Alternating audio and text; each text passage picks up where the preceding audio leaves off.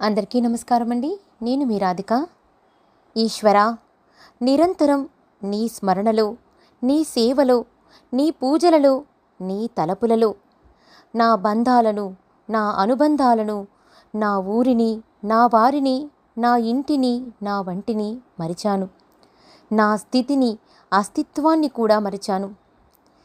నన్ను నేను మరచి నీవు తప్ప ఏమీ ఎరగని పసితనమునకు ఈ పండు వయసులో వచ్చాను.